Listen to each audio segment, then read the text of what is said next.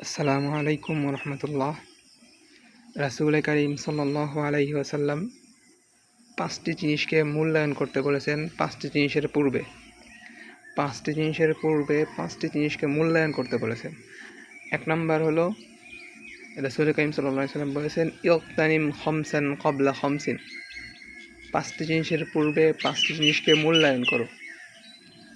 1 নম্বর শাবাবাকা ক্বাবলা হারামিক, যে তোমার যৌবন বয়সটাকে মূল্যায়ন করো।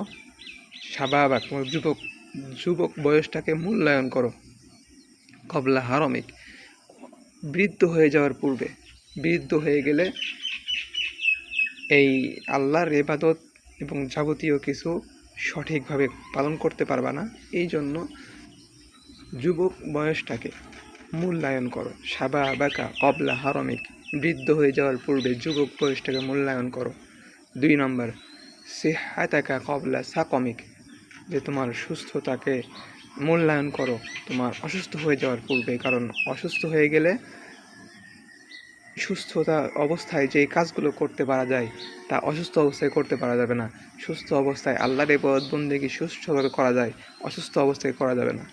3 নম্বর হলো ফারাগকা ক্বাবলা শুগলিক, ব্যস্ততার পূর্বে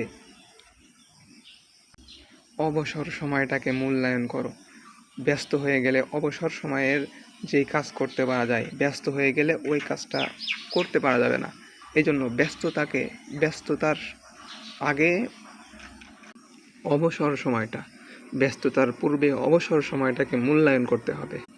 এরপর 4 নম্বরে যেটা বলেছেন রাসূল করিম সাল্লাল্লাহু আলাইহি ওয়াসাল্লাম, যে গিনাকা ক্বাবলা ফাকরিক, তোমার দরিদ্র হয়ে যাওয়ার পূর্বে ধনাঢ্যতাকে গনিমত মনে করো। গিনাকা তোমার ধনী থাকা ধনীর অবস্থাটাকে মূল্যায়ন করো। কারণ দরিদ্র হয়ে গেলে পরে দান করতে পারবা না, দরিদ্র হয়ে গেলে পরে খরচ করতে পারবা না।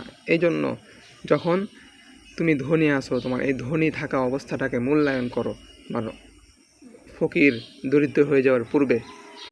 এরপর সর্বশেষ 5 নম্বর যেই কথাটা বলেছেন, গুরুত্বপূর্ণ কথা, সেটা হলো হায়াতাকা ক্বাবলা মাউতিক, তোমার মৃত্যুর পূর্বেই তোমার জীবনটাকে মূল্যায়ন করো। কারণ মৃত্যু হয়ে গেলে এই জীবন আর ফিরে পাবা না, এক মুহূর্তের জন্য আর এই জীবন ফিরে পাওয়া যাবে না। তখন মৃত্যুর পরে হয় জান্নাত না হয় জাহান্নাম। জান্নাত পেলে তো আলহামদুলিল্লাহ, আর জাহান্নাম পেলে তো আফসোসের সীমা থাকবে না। তাই সেই মৃত্যু আসার পূর্বেই জীবনটাকে মূল্যায়ন করতে হবে।